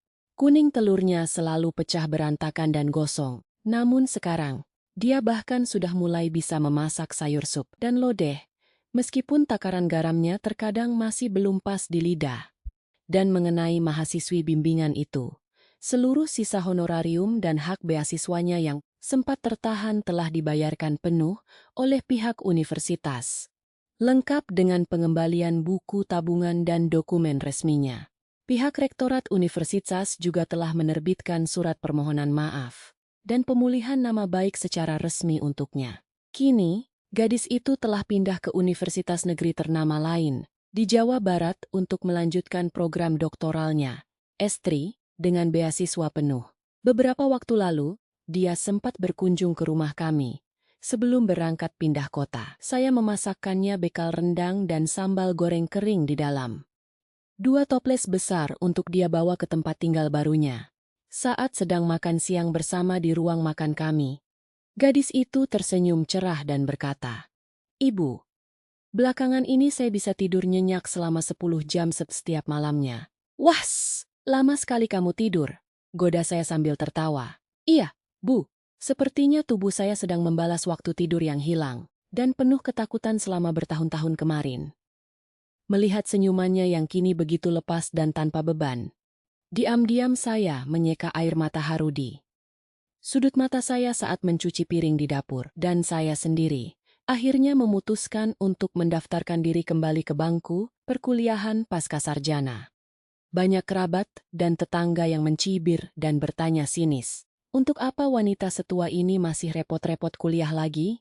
Namun bagi saya, di sisa usia saya yang masih ada ini, saya ingin mengejar kembali impian masa muda saya yang sempat terkubur dan menjalani hidup untuk diri saya sendiri.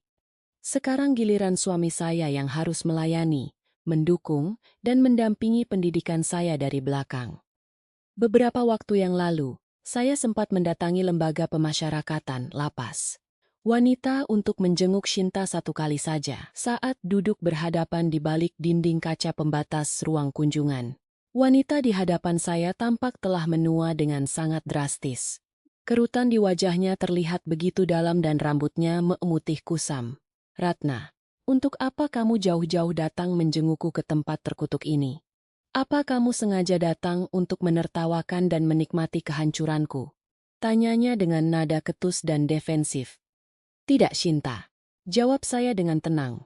"Sebenarnya, sepanjang hidupku dulu, aku sering sekali merasa iri kepadamu. Kamu selalu memiliki karier, kebebasan, dan aktivitas di luar. Sementara aku hanya terkurung di dalam rumah, mengurus dapur dan keluarga.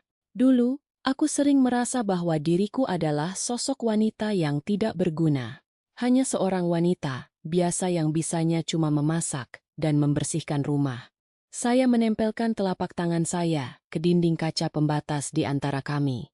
Namun setelah melewati badai ini, barulah aku tersadar sepenuhnya bahwa apa yang kulakukan selama puluhan tahun di dalam rumah itu sama sekali bukan hal yang sia-sia dan remeh.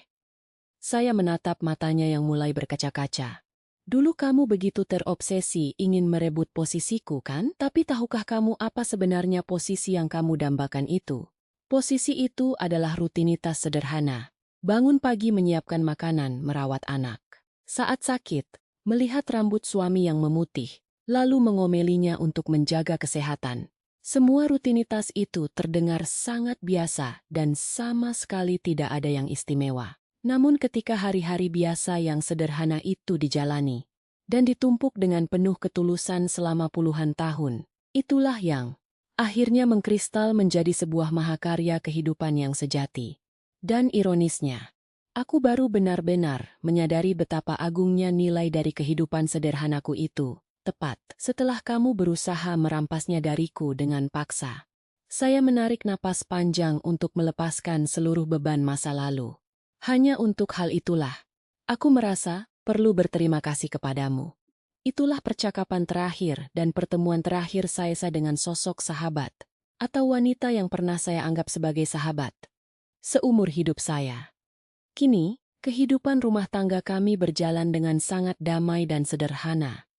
Tidak ada lagi hal-hal yang mewah atau status sosial yang perlu kami pamerkan ke publik. Setiap pagi, kami duduk bersama menikmati sarapan yang dimasak oleh suami saya. Siang harinya, saya berangkat ke kampus untuk menuntut ilmu. Dan sore harinya, kami berdua berjalan kaki santai menyusuri jalanan komplek perumahan. Hari-hari biasa yang tenang seperti inilah yang terasa begitu indah dan berharga bagi kami sekarang. Saudara-saudari sekalian, dulu, saya adalah tipe orang yang percaya bahwa jika kita mengenal seseorang dalam waktu yang sangat lama, kita pasti sudah memahami seluruh isi hatinya. Namun di usia saya yang menginjak sapidutru tahun ini, saya baru tersadar betapa kelirunya anggapan tersebut. Dan ada satu pelajaran hidup paling berharga yang ingin saya bagikan kepada Anda sekalian. Hari-hari biasa dan waktu sederhana yang sering kita anggap membosankan di dalam rumah kita. Di luar sana, mungkin ada orang lain yang begitu mendambakannya, hingga rela merancang konspirasi jahat demi merebut dan menghancurkan hidup Anda.